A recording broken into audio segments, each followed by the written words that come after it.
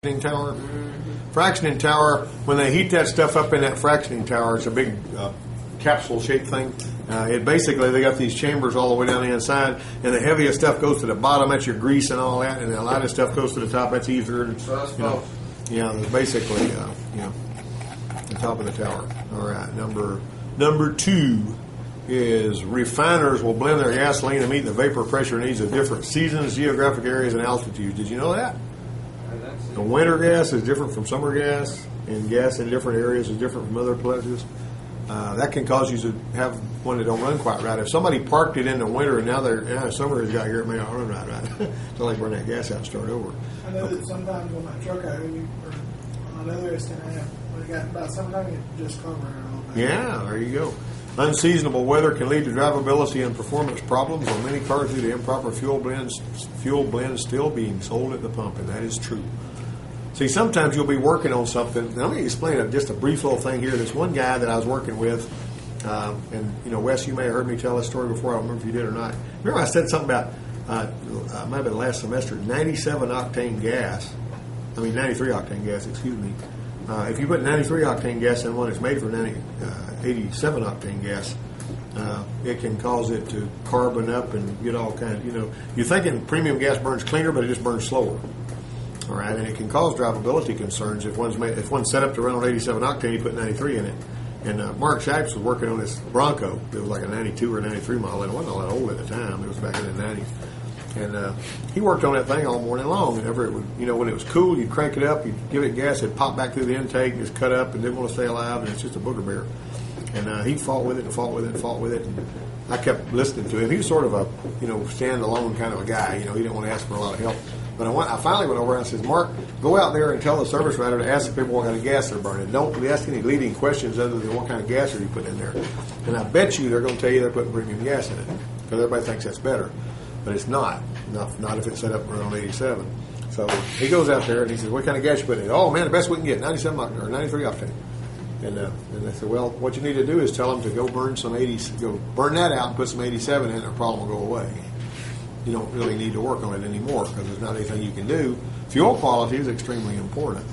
I tell you something else. Diesel fuel will make one run crazy. Make you drive you up the wall trying to figure out what's going on. Water found dripping from an exhaust system muffler is a sign of an engine problem. As all water vapor should be sent out the exhaust pipe while the vehicle is running. If it's dripping from the muffler, this is what we're talking about. See here, you got a muffler, you got a pipe coming in, and you got an exhaust pipe going out back. You're expecting to see steam and water vapor and all back there, but what if you see it dripping from the muffler? Got a hole in it? All right. Why has it got a hole in it? Because they make one in there. Why would they make one in there? Because water's going to puddle up and it's going to rush that sucker out. So they make a little bitty hole. You'll see them. On a lot of these mufflers, you'll see a little bitty hole, and it's there for the water to drain out. That's what it's there for. The higher the compression ratio on an engine, the greater the tendency to have detonation, which would be your ping, your spark knock, rattle. The octane rating of the gasoline.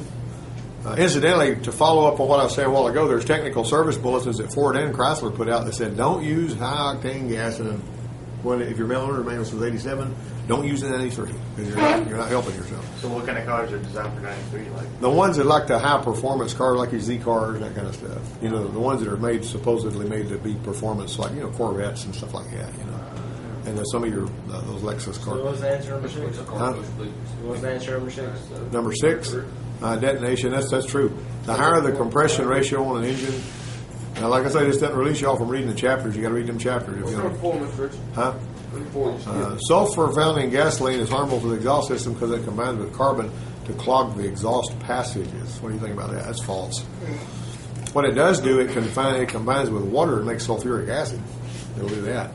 Did you know that I had read a documentary a while back, it was back in the 80s, that they said that 95% of the wear in an engine is due to sulfuric acid content in the oil. 95%.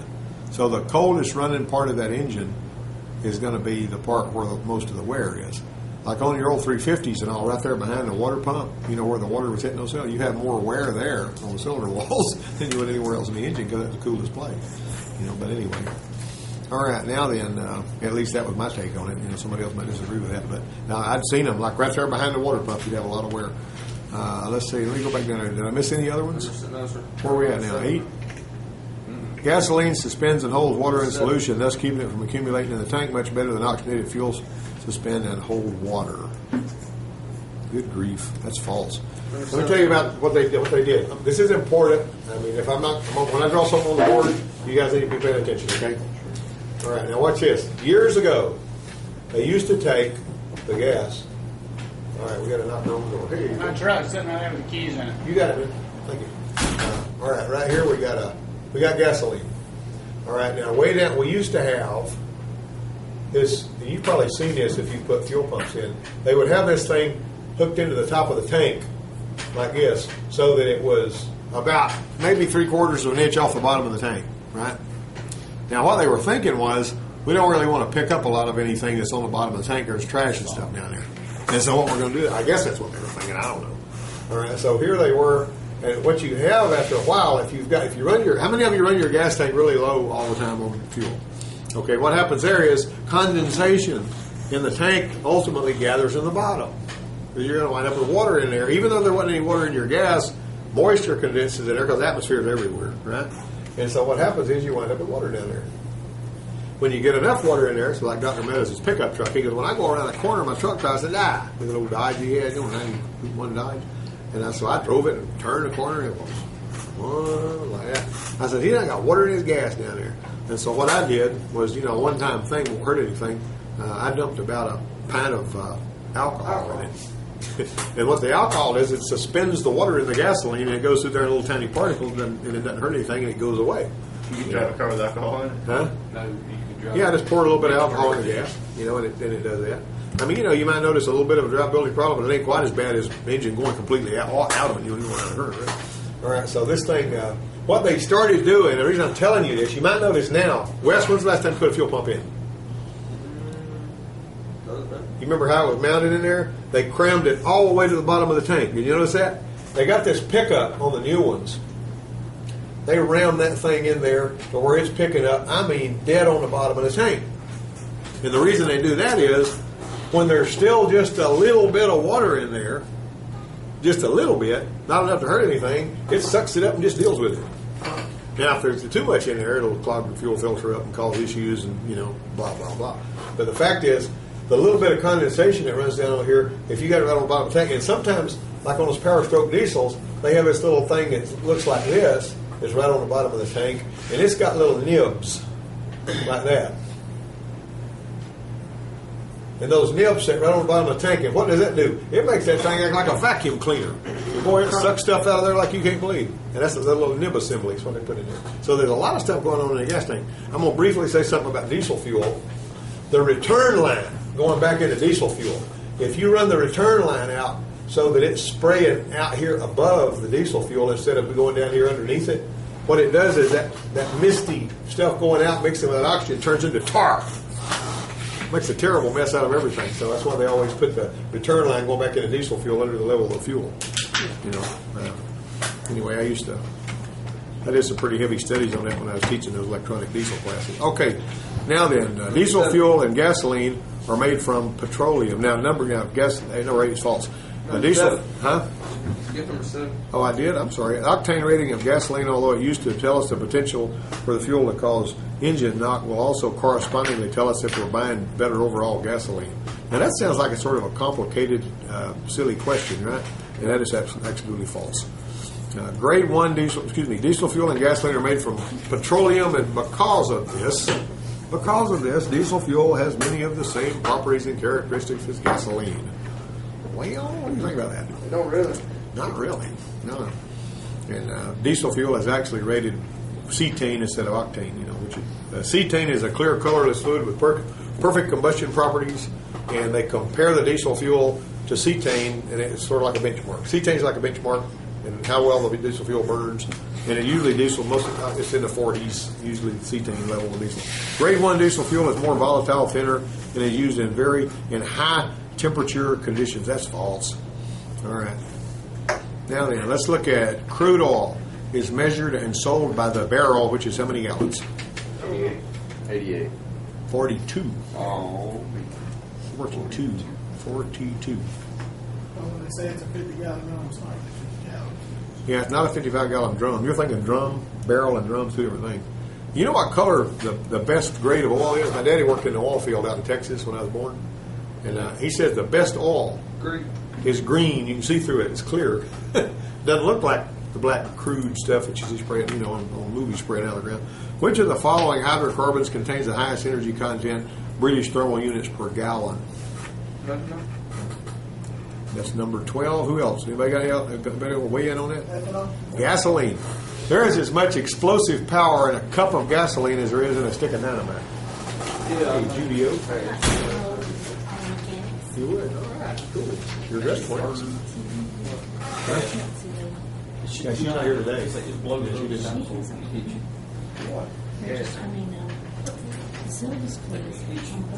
Yeah, she's actually she's got some serious issues she's home with her aunt's having about 3 or 4 strokes a day, and she's having to stay with her because her grandmother has to work. Well, I emailed her and I didn't get a response. Yeah. I thought I'd check with you. I'll mention it to her. Okay. Another thing, do you have the cable to take the pictures from there and put them on? Oh yeah, I can do that. I didn't have a cable, so. You got it. I'll make it happen. Thank you, All right, sir. thank you, Judy. All right. Let's see. Let me go back here. Which of the following hydrocarbons contains the highest energy? Gasoline does. Gasoline is extremely explosive, obviously. Everybody knows that. How will reformulated gasoline differ from conventional gasoline? Reformulated gasoline differs how from conventional gasoline? That's question number 13. That's B. That is B. It has lower levels of compounds that contribute to pollution. And which of the following? Oh, I'll tell you something else they did with gasoline too. Back in the mid '80s, when they first started putting fuel injection on everything. What's reformed gas? Huh? What's reformed gas? Reformulated gas. What's that? That's gas that's actually had been changed. The chemical makeup of it's been changed. I mean, they're not just taking straight gasoline and throwing it. They've actually changed the properties of it. Is synthetic gasoline? Well, it's cleaner. It's a cleaner burn. Yeah. But anyway, what they did was they put olefins in gasoline. And olefins, the idea behind these olefins that they put in gasoline in the mid '80s was that it would clean the injectors.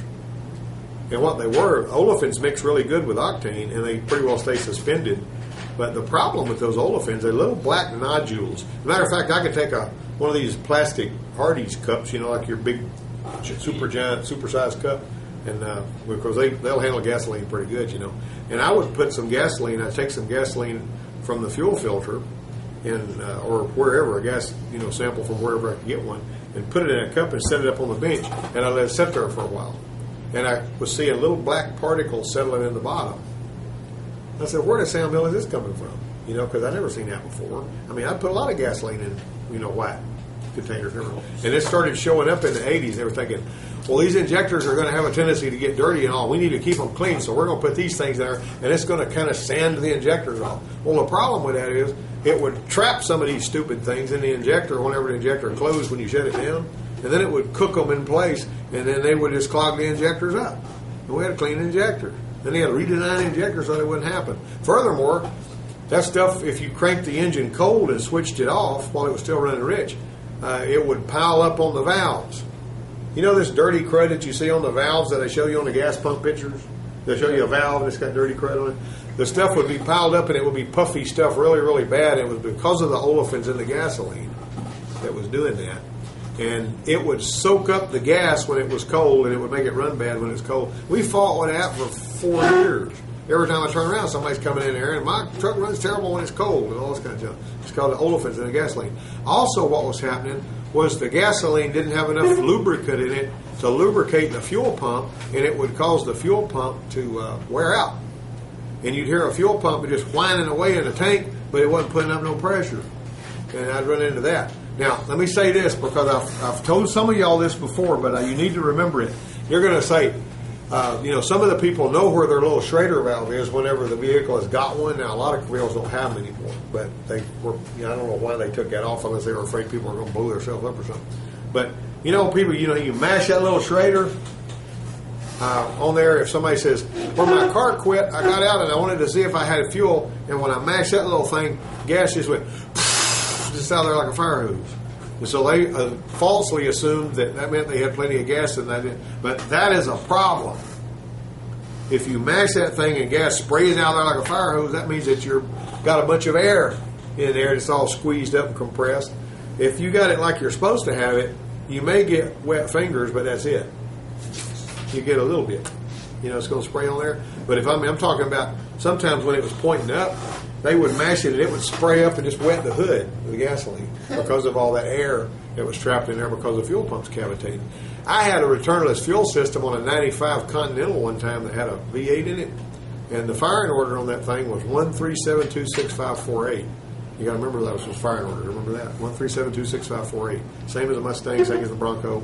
On those higher performance V8 engines like they got. But anyway, I had this little worldwide diagnostic system hooked up so I could look at which cylinders were misfiring, because they just make a little track on it whenever that cylinder misfired. And that skip would walk with the firing order. It was a skip. It would miss on 1, and then 3, and then 7, 2. I mean, it was just perfect order. 1, 3, 7, 2, 6. And why was it doing that? Well, the Lincoln Mercury place gave up on it. They didn't know what to do with it. And it went out a little rough when all this was going on. And I said, this walking skip stumped the hotline, because I called them and said, gosh, I don't know what's doing that. It may be a cam sensor. I mean, they were just totally crazy. I mean, it was a crazy thing. I saw this happen. I wrote an article about that, too. And so I said, I had my little fuel pressure gauge on it, and it was bouncing. Because fuel pump. It's a returnless. Well, yes, but it was because there was air. All right, now I actually pulled a little trigger on my fuel pressure gauge to, bleed that thing out, and I bled the air out of the fuel rail, while it was running, and it smoothed out and the skip went away. But that fuel pump, for some reason, was cavitating and making foam sometimes when it spun enough. I don't know if that little gerotor was wiggling around in there or whatever, but anyway, it would make air bubbles and send them to the fuel rail, and because there was no return line, it had nowhere to go except through the injectors. And the engine was sitting level, so the air was evenly distributed. But it would just turn out that the way it was doing it was following that. I can't give you all the physics, but that fixed it. When I put a fuel pump on it, it didn't do that no more. That was low. Yeah, it was dynamite troubleshooting. That's what I'm talking about, with the way it do that. Yeah, well, whatever you do, when you troubleshoot one right, is when you didn't change a bunch of parts before you got to them. Now, we fiddled around for a while, me and these two guys, on these 2 drivability jobs out here, and we found out that the Buick Rendezvous has got low fuel pressure. It had 35 pounds. That seems pretty decent until you look it up, and then it's 55 to 60 is what it's supposed to have. And then the other one had that cracked hose on it. But I mean, what the bad thing is when you do the process of elimination thing, like one of my other dual enrollment students was talking about last. Brett was talking about, process of elimination. They just throw in parts at it until they finally get something that'll fix We weren't it. even looking for a cracked hose. We were headed to the throttle. But you were smart enough to where when you found it, you picked up on it as a problem. See what I'm saying? That's good stuff. That's good troubleshooting. We ain't spent no money and we already found something that needs to be fixed. Here's another thing about troubleshooting. When you find something that you know is wrong, let's say that he found this cracked tube, where I know that we got low fuel pressure out there. I mean, because it's just, that's a go, no-go test. All right? Let's say that thing may have other problems. We know that fuel pump's got to be replaced. They say, so if I call them up and I say, hey, your fuel pump's going to cost $350, they say, crap, that's a lot of money. Can't we look somewhere else for the problem? Well, that's kind of dumb, because you got to fix what you know is wrong before you can get on to finding anything else that may be wrong. You see what I'm saying? Now, this tube that they're looking at, depending on how you buy it, is from $50 to $80 for that piece of rubber. So if they say, well, let's just not worry with that tube and look for somewhere else for. You fix what you know is wrong first. They may not like it if that's not all of it, but still you can. What you got to do in your own mind is say, can I build a case for the fact, legitimately, yes, I can build a case that was cracked. I mean, this was cracked when I pulled it off, and that was causing it to idle, rough, and stall, and all that. That's probably going to be most of it. But you won't know until you verify the repair. That's the point. Okay, which of the following alternative fuels is used by fleets due to the relatively clean burning that produces fewer oil and spark plug changes? C. That's number 14. That's C. Both A and B. That's LP gas and compressed natural gas. You can buy cars that are set up to burn compressed natural gas. key. right now, but you got to have somewhere to buy that damn stuff. We had when I worked up there at B&O, we had a dumpster, or a dump truck. You're right, 39. You haven't seen me. Well, there's a lot of that does that. And all of these trucks that you see that go around and they fill up people's propane tanks at their houses and all of them run on propane. They just, They just run on pipe. yeah, I mean, I guess. I don't know how they got it piped, but I do know that's what they use. You're not going to see a propane truck that goes around filling up people's gas tanks in their yard. Like they go to, Randy's trailer and fill up her. If you see that big propane bullet, you can't pull one of them things with a wrecker because it's dangerous. It's like a bomb. Secondly, they're going to run propane.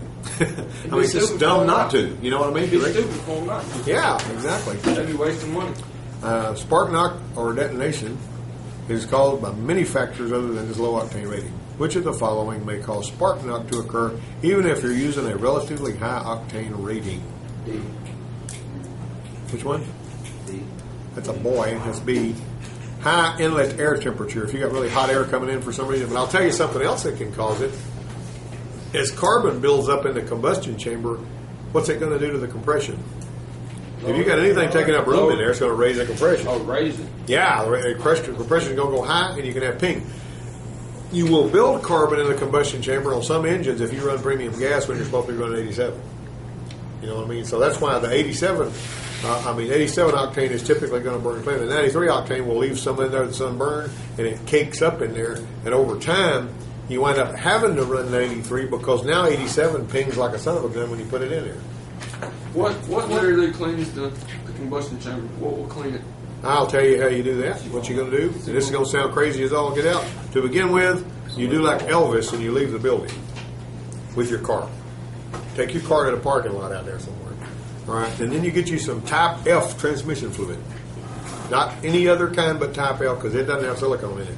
The old Type F. Now, they may or may not have some of that. Now, they also make stuff that you can buy, from the dealerships usually on in their chemical. They will have a decarbonizing compound. But the transmission fluid's pretty cheap, more or less.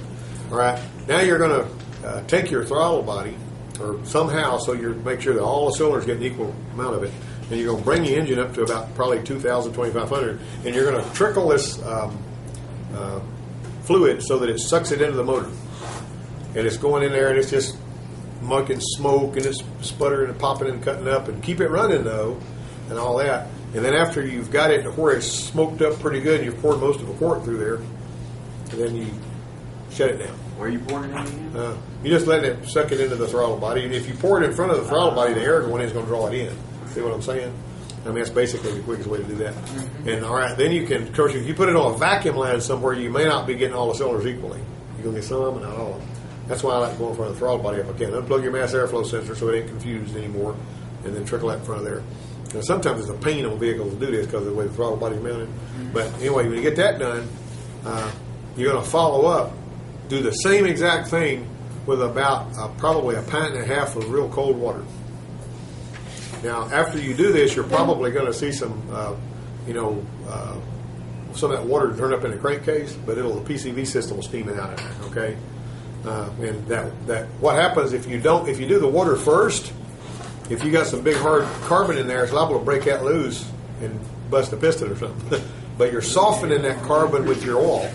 See, the transmission oil softens the carbon, and then you follow up with the water and it finishes cleaning up. Have you ever pulled a head off of an engine that had a blown head gasket and water was getting in there? Is that piston just as clean as anything you've ever seen? I mean, it looks brand new. So what do you think about Seafoam? Seafoam's great stuff. I love Seafoam. I think That's it's why wonderful. they better do it. Yeah, that's not a problem either. I mean, but you're going to have to use Seafoam's kind of expensive. You're going to use a lot of it. I see people that do the same thing you're talking about, open the throttle body knot, pour it in there and do it. Yeah. That's the way I do it. Well, what you're supposed to do with that Seafoam engine treatment, a third of it goes in the gas tank, a third of it goes in the crankcase, and a third of it gets trickled through the intake. That's how you do that. I mean, that's what Seafoam says to do now. I've got a DVD presentation on Seafoam, and if you watch that, Seafoam, everything. You just put Seafoam, pour it over here, do this, do that, put it in your coffee, cook with it, everything. Seafoam's wonderful stuff, And I'm not saying anything bad about Seafoam, because I like it, really. You get that B12? Huh? That B12. The Berryman B12? There's on that red, white, and blue can? It's good stuff, yeah. Berryman's always made this So stuff. when you put it in oil, what does it do? Well, it's supposed to help clean the varnish off the lifters, make them quit clicking and all that kind of stuff. Does You know. Well, yeah. Well, from what I've seen, it does. It does a pretty good job. As a matter of fact, I'm going to tell you something. There was a transmission. This girl driving this GM car, and this transmission that she'd pull up out here to the stop sign, and the torque converter would stay locked, and it would boom, boom, boom, and it would die. And so she brought it. We weren't working on transmissions, but I said, "I'll tell you what to do. Let's service your transmission, and then we'll pour some seafoam transmission, tune in there." And we did that, and that cleared that sucker up. It had been doing that for a long time. Well, we checked it to start with to see if there was any short going to the wire that operated the torque converter clutch, but there wasn't. And it was something sticking inside there, and I've seen it clear that up. And because, seafoam's good stuff. And you're not going to hurt anything doing it. You see what I'm saying? You spend a little bit of money. That's what I'm saying. It won't hurt the O-rings or anything like that? Yeah. They formulate it so it won't. It's actually... You said a minute ago about putting 93, it's made around 87. Yeah. What happens if you put a higher octane or like racing fuel? Say that again now. Higher octane. Well, any higher octane is going to burn slower than the low octane. We run Sunoco racing fuel in all of our cars. They're made around 87. Yeah. Well, you could probably get away with it. If you hadn't had any problem yet, you probably won't. But if you find yourself in a set of circumstances where you're starting to get a labor knock, that's what's caused it.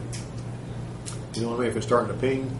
But now the racing fuel may be a different formulation that for some reason or another that... I know it's $7.50 a freaking gallon. Yeah, it's pretty high. But, that would be enough right there to keep me from using it. Okay, number 16. Blank is used to make petroleum-based products such as gasoline, diesel fuel, motor oil, and all that kind of thing. Obviously, crude oil. That's not a hard question, right? Blank is used to make... The blank process separates out light hydrocarbon molecules from the heavier hydrocarbon molecules. That's refining. That's whenever you see your big catalytic cracking unit out there at the oil refinery.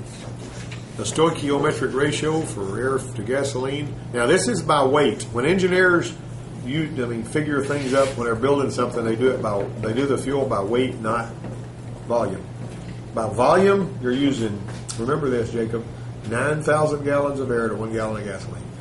But by weight, it's 14.7 to 1. Okay. Let me ask you this. If I fill up that air tank out there that we got that we air up tires with, and if I put 120 pounds of air pressure in it, does it weigh any more than it does before I put the air in it? No, It weighs a little more. not a lot. Yeah, it has to weigh some more or we wouldn't be able to keep the air down. The gravity is what pulls the air down. So the air actually has weight. If it didn't, you wouldn't have to worry about a hurricane. Because the air's got massive weight. See what I'm saying? When air hits them, you can feel it.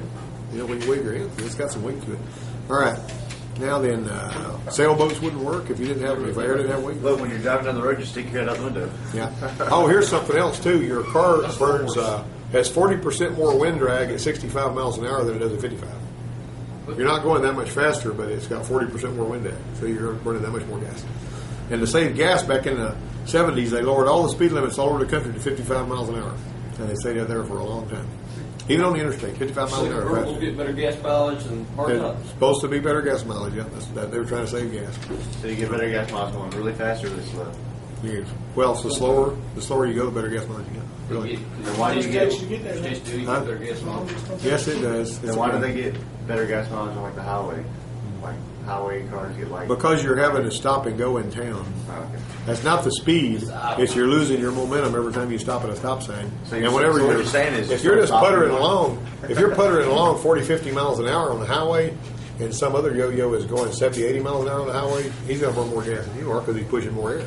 That's just all there is to it. Yeah, all pilots know that. You know what I'm saying? Yeah, So now, now when I'm pilots fly low, 25. they burn more gas than they do when they fly at high altitude too because they're not pushing as much air. That's All the right. way I say it. Right, I won't be there in a minute. Since 1995, fuel additive has been, the best known method of measuring fuel volatility of gasoline is that's the Reed vapor pressure test. Going to keep up with that. Remember that tagline. Since 95, this fuel additive has been required, and it helped to dissolve deposits and keep injectors clean. Well, yeah, that's detergents. That's what the olefins were, but they came up with something different. Blank can be distilled from coal, oil, natural gas, wood, or garbage. What is that? It's extremely corrosive to fuel systems, and most manufacturers recommend against its use in the fuel system. That's methanol. Okay.